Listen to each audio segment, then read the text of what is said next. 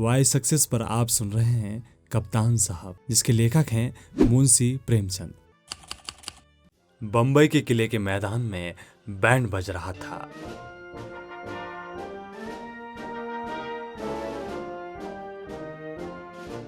Rajput regiment के सजीले सुंदर जवान ड्रिल कर रहे थे।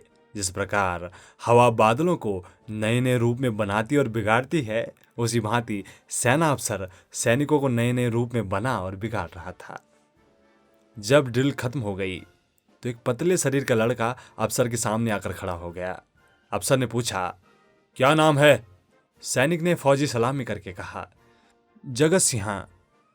क्या चाहते हो? फौज में भर्ती कर लीजिए साहब। मरने से तो नहीं डरते? बिल्कुल नहीं, राजपूत हूं। बहुत कड़ी मेहनत करनी पड़ेगी।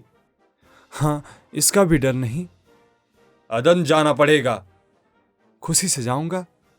कप्तान ने देखा बला का हाजिर जवाब, मन चला, हिम्मत का धनी जवान है, तुरंत फौज में भर्ती कर लिया।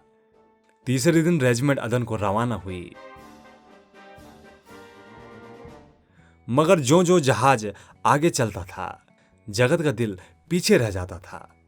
जब जमीन का किनारा जल में विलीन हो गया तो उसने एक ठंडी सांस ली और मुंह छुपाकर रोने लगा।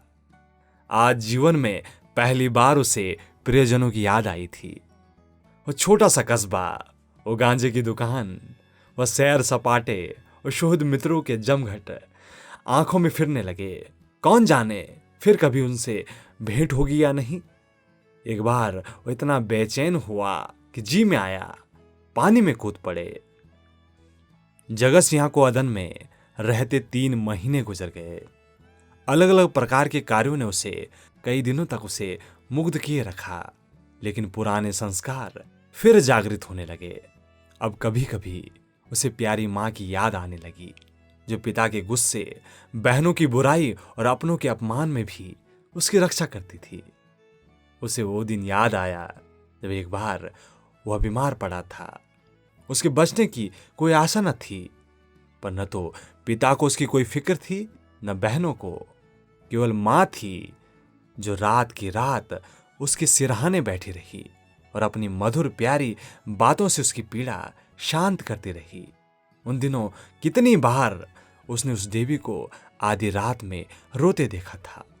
वह खुद बीमारी से जूझ रही थी, लेकिन मेरी देखभाल में वह अपनी व्यथा को ऐसे भूल गई थी कि मानो उसे कोई कष्ट ही न हो।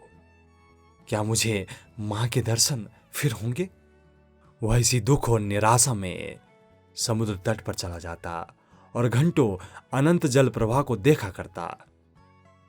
कई दिनों से उसे घर पर पत्र भेजने की इच्छा हो रही थी, किंतु लज्जा और गलानी के कारण वह टालता जाता था। आखिर एक दिन उससे रहा न गया। उसने पत्र लिखा और अपने अपराधों के लिए माफी मांगी। पत्र आदि से अंत तक भक्ति से भरा हुआ था। अंत में उसने इन शब्दों में अपनी मां को विश्वास दिलाया था, मां जी, मैंने बड़े बड़े उत्पात किए हैं। आप लोग मुझसे तंग आ गए थे। मैं उन सारी भूलों के लिए सच्चे हृदय से लज्जित हूं।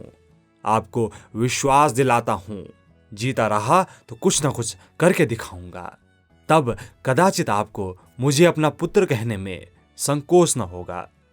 मुझे आशीर्वाद दीजिए कि अपनी प्रतिज्ञा का पालन कर सकूं। यह पत्र लिखकर उसने डाकखाने में छोड़ा और उसी दिन से जवाब का इंतजार करने लगा। किंतु 1 महीना गुजर आया और कोई जवाब न आया। उसका जी घबराने लगा। जवाब क्यों नहीं आता? कहीं माँ जी बीमार तो नहीं है? शायद दादा ने गुस्से में आकर जवाब न लिखा होगा। कोई और मुसीबत तो नहीं आ पड़ी? कैंप में एक पेड़ के नीचे कुछ सिपाहियों ने शालिग्राम की मूर्ति रख छोड़ी थी। कुछ श्रद्धालु सैनिक रोज उस प्रतिमा पर जल चढ़ाया करते। जगत सिंह उनकी हंसी उड़ाया करता था, पर आज वह सन्यासी की भांति प्रतिमा के सम्मुख जाकर बड़ी देर तक मस्तक झुकाए बैठा रहा। वह इसी ध्यान अवस्था में बैठा था कि किसी ने उसका नाम लेकर पुकारा। यह दफ्तर का चपरासी था और उसके नाम की चिट्ठी लेकर आया था। जगत सिंह ने पत्र हाथ में लिया तो उसका पूरा शरीर कांप उठा। भगवान की प्रार्थना करके उसने लिफाफा खोला और पत्र पढ़ा। लिखा था, तुम्हारे दादा को हेरा फेरी के अपराध में 5 वर्ष की सजा हो गई है। तुम्हारी मां इस शोक में मरणासत्र है। छुट्टी मिले तो घर चले आओ। जगत सिंह ने उसी वक्त कप्तान के पास जाकर कहा, हुजूर, मेरी मां बीमार है, मुझे छुट्टी दे दीजिए।